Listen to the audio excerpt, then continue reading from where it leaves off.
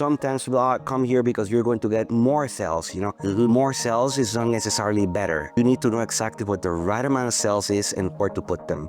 And something also very important is to systemically treat you, because when you have a knee problem or a joint problem in general, you have localized inflammation and localized malfunction of a unit of your body, okay? But this reflects in the whole body.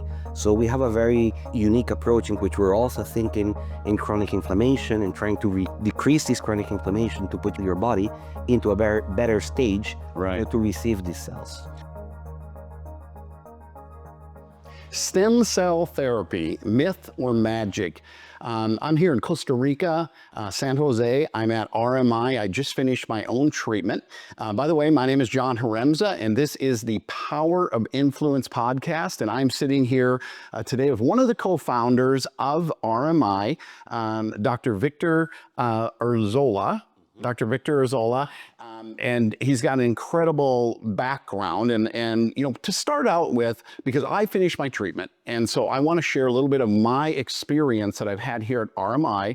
But before we get started, if you wouldn't mind, just kind of give us a little bit of a highlight of your background. All of your, I know you speak like 4 languages and you got multiple degrees. You've been to Harvard and you studied in Italy, but give us a little bit of background on yourself. Sure. Well, thank you for having me.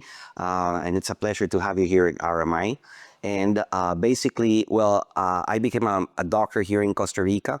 Then I went to Milano in Italy, where I became a plastic surgeon. After that, I went to France in Nancy, and I got my subspecialty microsurgery. Came back to Costa Rica, and then did several fellowships in A4M, in anti-aging medicine, Stanford in genetics and genomics, and Harvard in genetic engineering and cellular therapies. And around 15 years ago, with Dr. Vincent Giampapa, the other co-founder of RMI, we started working on stem cells, especially in stem cell reprogramming. And it was very interesting to me because in Italy, I had seen how with fat graftings, we were improving scleroderma patients and also burn patients in the Guarda Burn Center. So it was very amazing to see how when we injected those patients with fat under the scars started to become better quality and the skin started to become softer. So I learned it was from these, cells, MSCs, mesenchymal stem cells. And that, always stuck to my head, when I met Dr. Giampapa and we started working on this, we decided let's do it, in Costa Rica, and let's make it legal. So we went through an 8-year process to present this to the government authorities. And finally, we got it approved. It was a presidential decree signed by Luis Guillermo Solís, and who was the president. And then 4 years ago, we started RMI and opened to the public. Yeah. Okay, well, fantastic. Yeah, I know, in my, kind of quest, right, to find out this myth or magic on stem cells and wanting to take the treatment myself, looking at a lot of, because you don't know, right? You don't know who's telling you the real truth or what, because stem cells seem, with some of the people, celebrities or whatever, coming forward and such. So I talked to clinics in Colombia, talked to multiple clinics in Mexico, even talked to a clinic in the United States. And of course, talking to you guys here at RMI. And, if I'm going to do something, you get what you pay for, right? If I'm going to do something, I want to make sure that I can seek out the absolute best. And from everything that I've been able to, gather, right, RMI is just top of the line in everything as it relates to stem cell therapy, even the fact that you guys do some treatments that no one else offered, right? But I can tell you my first impression, right? When it's one thing talking and going through the whole process and getting, my own research, but when I arrived here, this is an absolute first-class operation. Everything that I've experienced here at RMI, I've been here almost a week. I've been here, 2 days of full treatment, and then the follow-up. It's just been, really, really impressive. So you got really great operation here. Well, I think it's very important when you're offering treatments, especially when you're offering treatments that are not approved everywhere, Very often people can, think or and I think it's very well justified, well, is this safe to do, okay? I think we focused a lot in having very well trained personnel. We took a long time training our doctors. We have a staff of specialists, in house, and also working in the logistics of the company to make sure that we're collecting the data efficiently, to make sure that we can do processes that are, 100% repeatable. We didn't do this with every patient.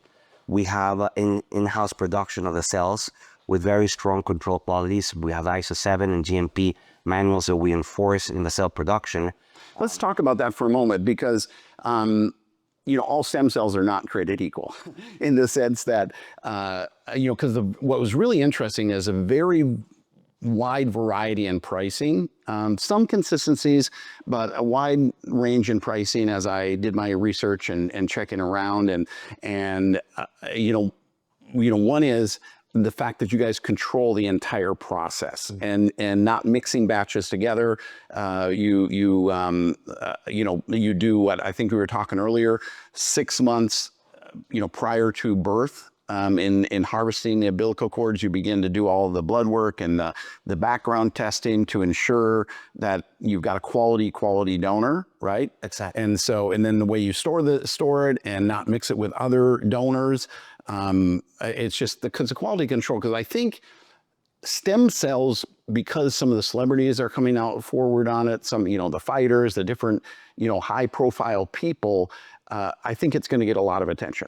And, my concern is, and one of the reasons I even wanted to do this podcast is because there's a lot of people that are going to probably get stem cells and they say they didn't work because they maybe went to a place that didn't have the quality control, didn't have, the science, as you guys have the approval of the Ministry of Health here in Costa Rica, the quality, right? Because again, all stem cells are not even in our earlier conversation in the dosage, it's just not, let's just pump some into a joint, right? You evaluate that joint. I got here, we went in, you did what do you call that again? The screening process. The screening process, but you put the ultrasound on every single joint, explaining to me exactly what you are looking at, where, there's fluid, where there's inflammation, where there's jagged edges, where, and where you're going to put it. So it gives me a great deal of confidence just in that preliminary screening of where you're going to put the stem cells. Yeah, well, it's not just an injection, it's a really intricate process because we're here combining a manufacturing process that needs to give a really good quality product. We test these cells before we use them, right before we use them. So we have the technology to freeze them, to thaw them, and then we count them and check viability. And this is done right before it's actually administered into your body, both when we do it IV and when we do it with direct injections. So that screening process with the ultrasound shows us exactly, how many cells we need in which areas. We do like a map, where we're going to use these cells, and then we request the cells. So the logistics department does a requisition of the cells, they unfreeze the right amount of cells that you need, and then we put them where you need them, And for instance, you did your knees, okay? So basically, we have understood that, just an intracartilage injection or intrajoint injection is not going to be enough, So we basically check how your ligaments are, your tendons, the muscles, the quality of your bone, the quality of the cartilage you still have, and then we make a plan to put the right amount of cells into the right places. And doses is something very important. It's just not the cells. We took a long time understanding what the right amounts were. And I always use the analogy of Tylenol. If you have a headache and you take a gram of Tylenol, your headache within 30 minutes is probably going to go away. If you take 250 milligrams, it's not going to work. If you take 5 grams, you're going to get sick and injure your liver.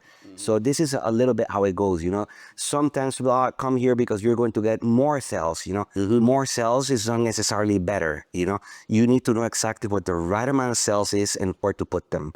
And something also very important is to systemically treat you, because when you have a knee problem or a joint problem in general, you have localized inflammation and localized malfunction of a unit of your body, okay? But this reflects in the whole body. So we have a very, unique approach in which we're also thinking in chronic inflammation and trying to decrease this chronic inflammation to put your body into a better stage to receive these cells. Yeah, and that's interesting too, because I kind of did your guys' like full package, right? I mean, we one of the treatments that I did was because of my reduced cartilage on my bones, right? There's something there to work with, which was important. But you did a infusion in my bone, drilled in the bone, and infused, I think, like 90 million or 91 million stem cells into my tibia and femur and my kneecap, right? And so, and that's where the cartilage grows from. Exactly. Yeah. Yeah. Versus just putting it on the outside, it's not really going to. It'll help with the overall probably joint, but it's not going to regrow the cartilage. Well, what we're trying to do is combine different types of cells, to try to improve the quality of the cartilage as well. If you inject the cells inside the joint, cartilage has very poor vascularization, so it's very unlikely that those cells can actually improve the cartilage. Okay. They will improve the pro-inflammatory situation that you have there, where you're more prone to generating inflammation. And what happens is the MSCs will epigenetically, work on the resident cells to stop inflammation, okay? But this is not really regenerating the cartilage, okay? Because they cannot actually work on the cartilage. But what we do is we do a little hole in the bone, okay? And this is done, of course, under fluoroscopy. We go to where the cartilage plate is. This is where cartilage grows from, and we put stem cells there, okay? And that, has proven to do a much better result in time.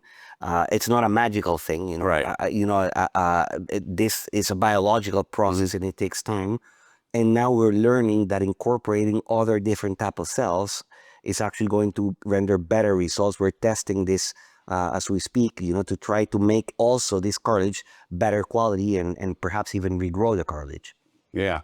Yeah. Because a lot of people, and I was as well. I mean, I was getting cortisone shots, right? And so we'll temporarily relieve the pain. And I don't think people realize the pain is there to, remind you've got an injury and to not abuse it, right? So you relieve the pain by covering it up through like a cortisone shot. Now you're likely just going to damage it further, right? So this is not going to be like a miracle, my pain's gone tomorrow, but it's going to rebuild it to where the pain will eventually go away, and the joint itself is going to become healthier versus masking it and probably injuring the joint even further. Yeah, and that's a really, really good example and a very good point you're bringing up, because when you do cortisoid injections, you're appeasing the inflammation, and that will make your pain go away. Like when you take an anti-inflammatory, you block certain enzymes that are going to avoid pro-inflammatory mediators to be produced, and that way you stop pain.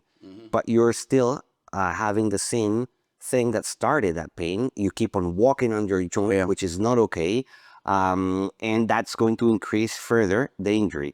But not only that, also the quality of the tissues is going to go in deterioration, because the cortisone is actually going to weaken those tissues and make them less, strong. So it actually will just increase the speed of that vicious cycle, into a tissue that is more prone to breaking rather than becoming stronger.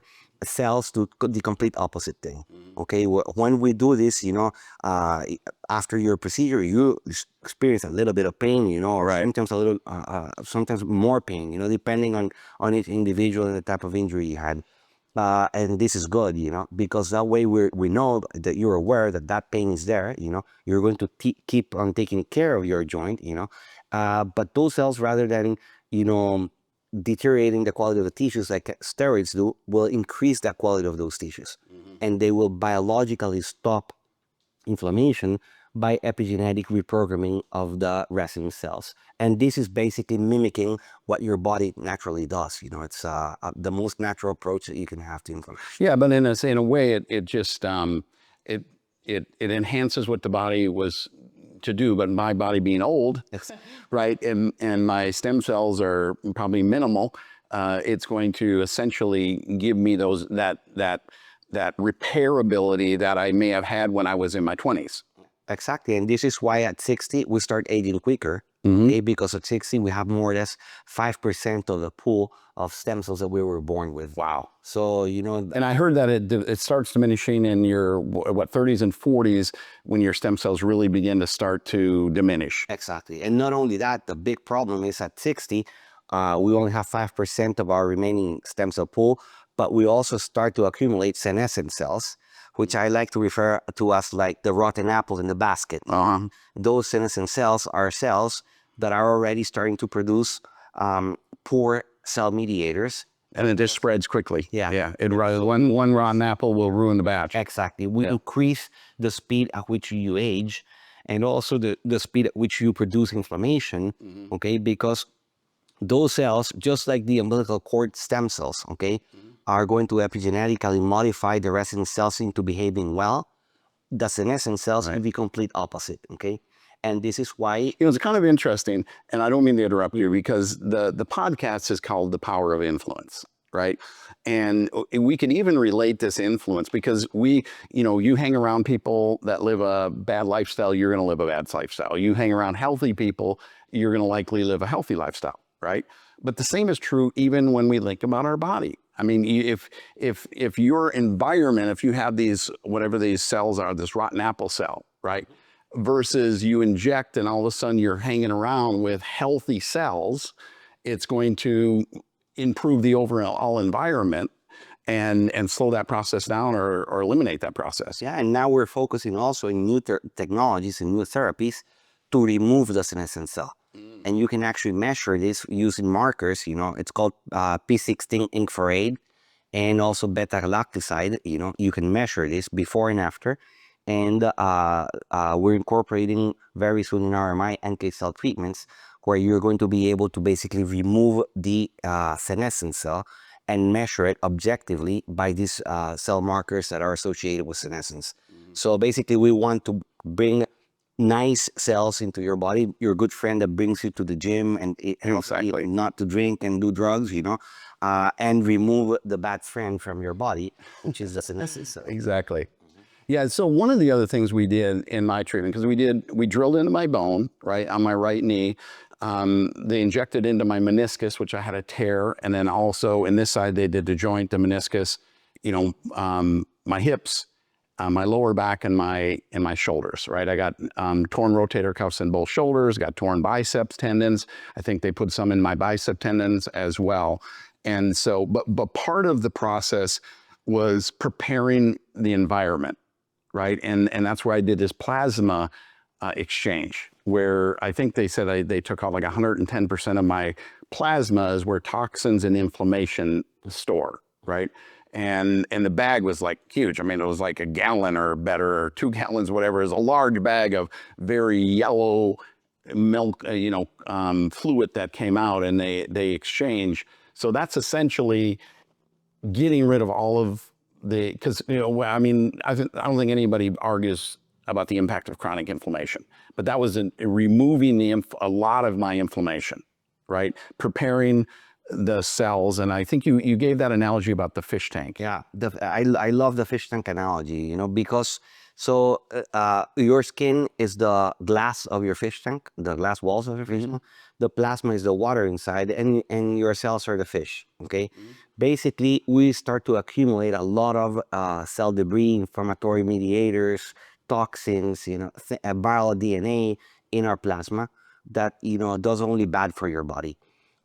When we do the TPE, basically we remove all that water and place new water into your fish tank. Okay, that decreases inflammation, and there's a very interesting term called inflammaging.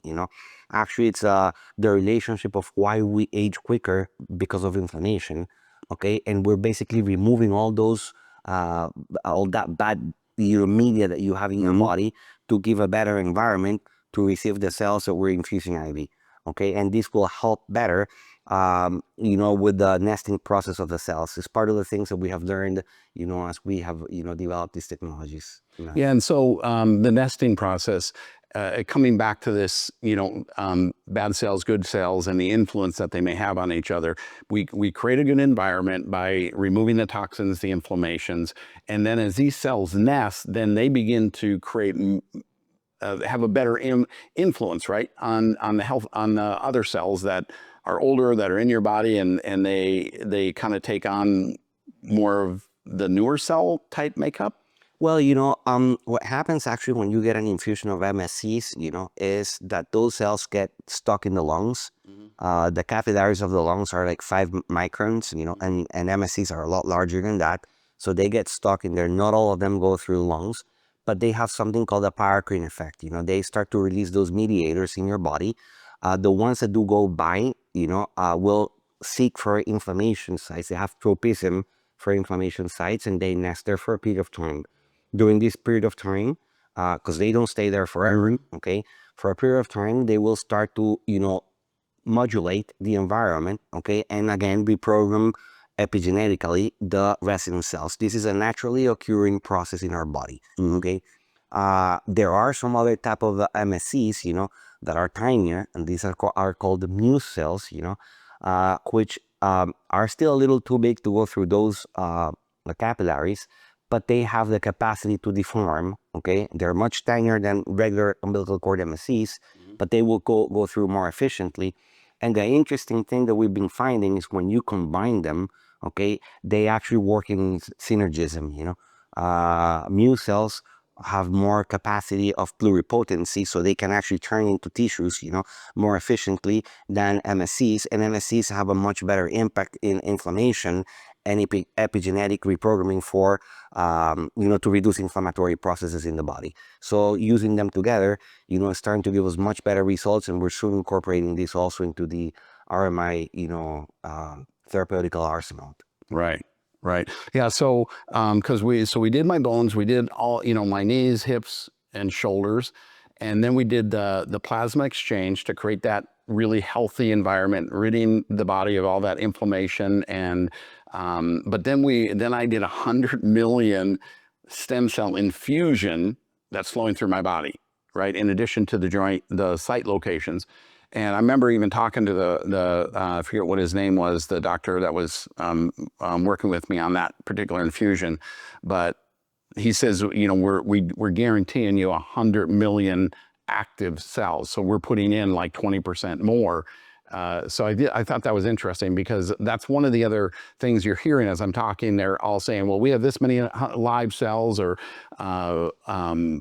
you guys actually over put in to accommodate for some cells not surviving or making it. Remember, it's really, really difficult to standardize completely a cell quantity, okay? Right. Because it's live, organisms, right? So basically what we did is we understood that there's a range in which you're going to have a good therapeutical effect, okay? Because at the end of the story, this is what you're looking for, a clinical outcome, okay? Right. So we started to understand, as time went by, what the right doses and cell combinations were, how to put them, where to put them, to accomplish a therapeutical effect. As a plastic surgeon, people don't really care very much how I do a breast lift. They just want a good outcome. Right. So we went through that process of understanding over years, how to accomplish a process that will give us a good therapeutical effect, and that people will say, yes, this really worked, basically this is why we have control of the whole operation, right? Like I was telling you before, right before we treat you with those cells, we count them and we make sure that, the amount of cells is the right amount, that the viability of the cells is right. But we also understood that in the process, when they are administered, there's a group of cells that don't make it, So we learn how to compensate for this to accomplish that therapeutical doses that will be related to a good therapeutical outcome. Okay. Yeah, that's very important. And the reason I just bring this up, because I really am bought in wholeheartedly on stem cells. I mean, of the impact, the miracle impact that they can have on anti-aging. And because, I mean, if you don't have your health, what else? I mean, you can't enjoy your life, no matter how much money or whatever else that you may have. I mean, your health is ultimately the most important thing. I love what Kennedy said. He says, give me a person Give me a healthy person, I'll show you somebody with a million dreams. Give me an unhealthy person, I'll show you somebody with one dream, right? They just want to be healthy. And that's where I'm at. I want to enjoy my later years and be vibrant and be able to be active and do these things. And that's why I did the stem cell therapy. Yes, I want to get rid of the joint pain, but I want to enjoy and be active. I just turned 60, right? And so I want to be active, for the next 20 years. And so that's why I did this. But I'm concerned is all these pop-up type places that don't have the quality control, that don't have the science, that don't have the approval from the Ministry of Health, popping up, making crazy promises and not providing. Because I think expectations are important, but quality is everything. Yeah. As a plastic surgeon, the one thing you learn, is never to generate false expectations in patients. Okay. And of course, this is why there are, so many concerns of regulatory agencies like FDA on controlling this, because it's very difficult as a patient. If I tell you, oh, here I have stem cells, I'm going to inject them, you don't really know what I am injecting. Exactly. And it's not only that those cells might not even be there, but also that there might be contamination, there might be cross-contamination. So there's a lot of logistics in the lab that ensure a good quality product. Not only live stem cells and in the right number, but also that you're not going to get into trouble and get sick. And this has happened already in many clinics. And of course, when these things happen, regulatory agencies jump up and say, okay, we're not ready to do this because there's not a real control on how these operations are being handled. There's still a lot to learn about this. There's a lot of things that we are now developing in the pipeline. We started this 15 years ago, and it took us all this time to start, understanding really well how to do this in a very safe way. And this is why it took us 8 years to open. And we've been testing these protocols efficiently. I showed you, right before this interview, how we're being audited by the Ministry of Health, how we need to send all this, documentation with the files, which are all in electronic systems, to show that these patients that we're treating are not getting complications, and in these big numbers that we have done, the complication rate that we have is practically zero, which is really, really important, other than minimal complications like inflammation of a vein or something like that, flares in a very 0.2% of our patients, speaks very well about the process that we're enforcing to not only get a good result, but also keep you safe at all time. And this, is very important when you choose what to do and where to do it, and also when to do it, because I think the most important thing is preventive medicine.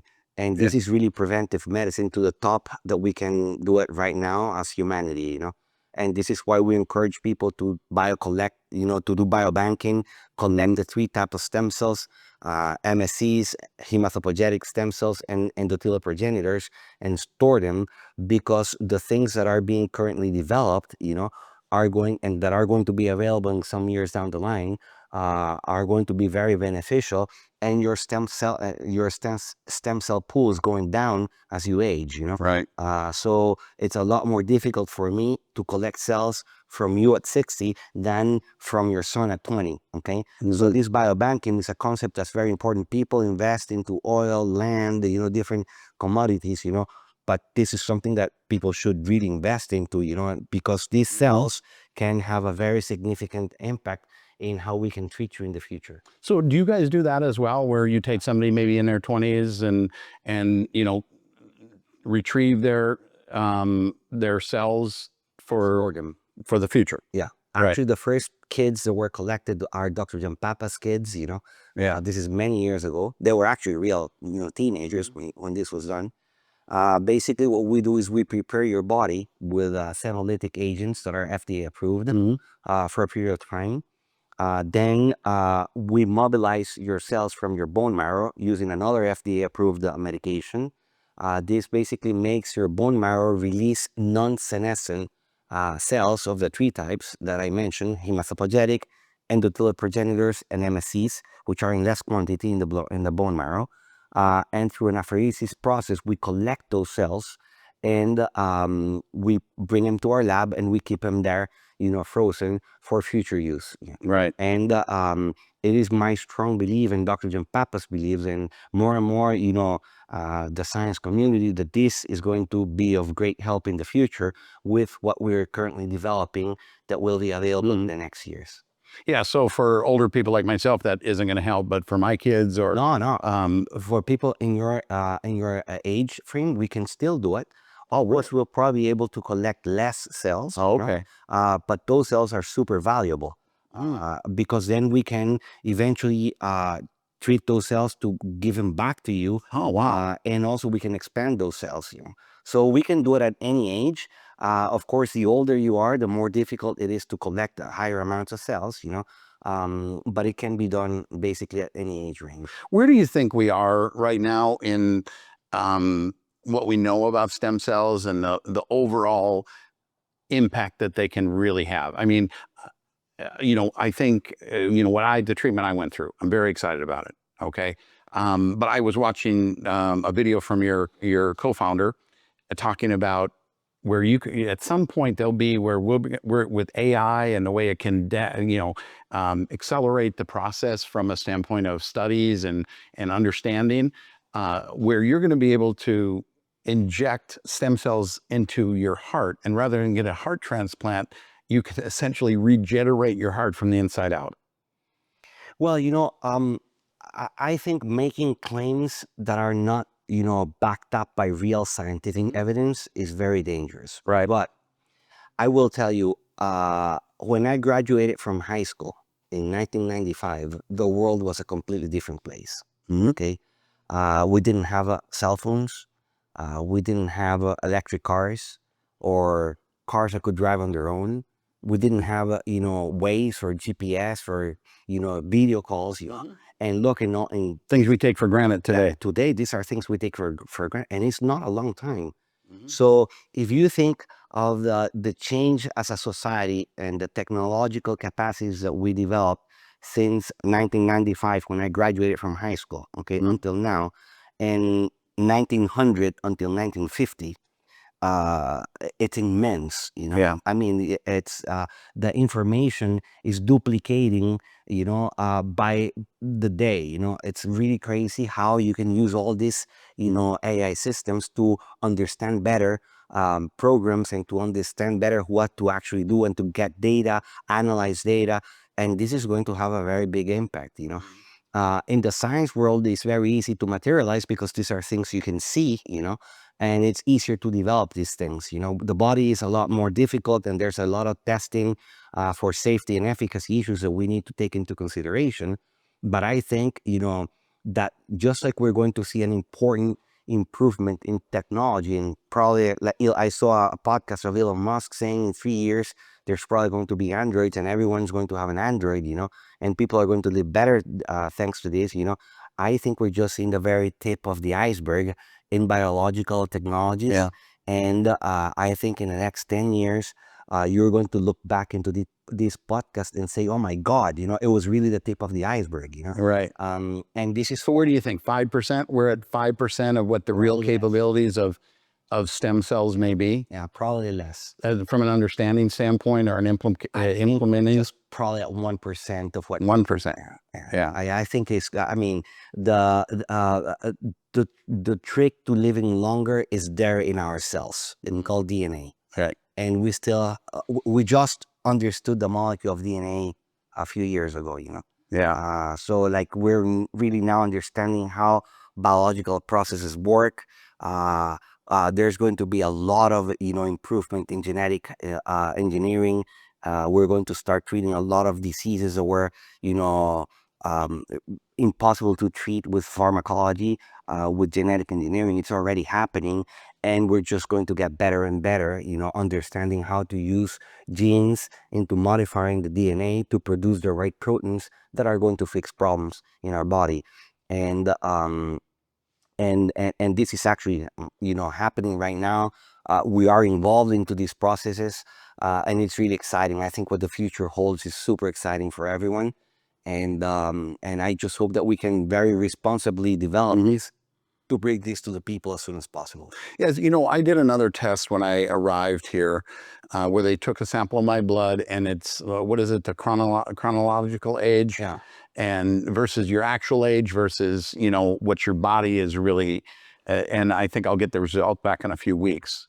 Well, this is one of the things that has been hardest to measure, and again, these are things in development. It's very difficult to be very specific in your biological age. The best things, and we're trying to always use the best things that are available today. Probably these things in a few years are going to be better developed. And just since we started involved with these epigenetic clocks have improved significantly in how accurate they are. In just a very few amount of years. So we more or less have a very good idea of where you are. And of course, this is not only the epigenetic clocks, also several other markers that we measure that allow us to more or less have a good understanding of your biological age. So from a standpoint of that, because we did the test before we started any treatment, right? So let's say I get this biological age, I come back, I'm 60 right now, and it comes back, I don't know, that I'm, showing a 50 chronological age. Could we do that test again in 6 months after these stem cells have really kind of, taken a root in my body and really gone, in getting rid of the rotten apples and all these different types of things? And could I see my which one I'm saying, the metabolic, or which age is it?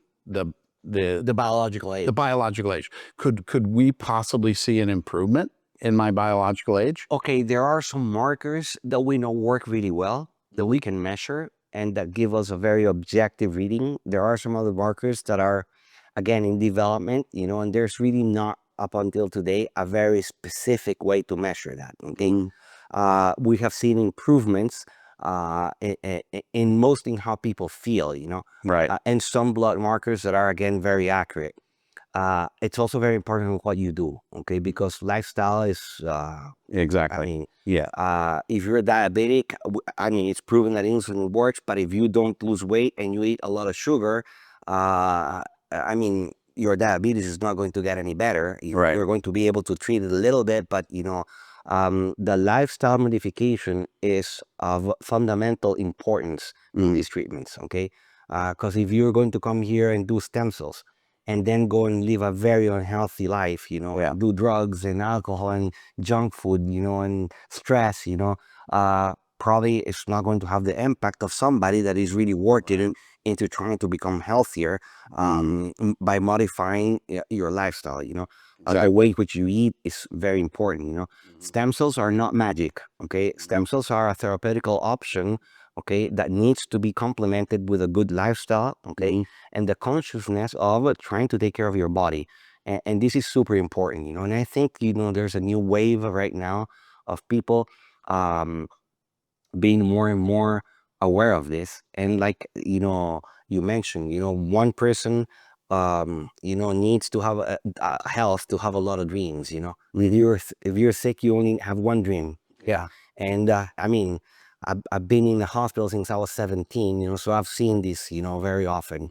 And I think we're going to get better being able to measure this more efficiently. We're not there yet. Right. Yeah. So, but, like in my particular case, wanting to live an active, healthy lifestyle, I've done this stem cell treatment, I've done the plasma infusion, the full stem cell infusion, but I can still mess it up. Right, by going back and living an unhealthy, rough lifestyle. So I need to, I got it cleaned up. Now I need to maintain that to get maximum benefit. Not that it wouldn't give me benefit, but to get maximum benefit. Exactly. Yeah. Yeah, and we're working into trying to, tweak things in your body so you can be more efficient at your age doing this. And this is the new generation of cellular treatments that is coming up in the near future. Right. So anyway, as we come to kind of closing this off, I really appreciate you doing this podcast. I'm super excited about feeling better and living longer and living healthier. And I really believe this stem cell therapy that I've done and choosing MRI specifically, because I think that's one thing. If you're looking at this, you're considering stem cell therapy, right? As I mentioned earlier, all stem cells I don't think are created equal. Because of the, from the lab work and the quality control and the fact that you guys are, what is from the health administration, approved with the health administration. If you're going to spend the money, you're going to do the work. You want to make sure you are up for maintaining a good lifestyle afterwards to get maximum benefit. But you need to do your research and find the right. Not that there isn't other places out there that I'm sure that are great as well, but this one I can tell you is a premium location to get your stem cells. Thank you so much. Yes, thank you very much. Thank you. We covered a lot of information here, and if you are considering stem cell therapy and would like a consultation, I've included a link so you can get your questions answered and make the right decision for you.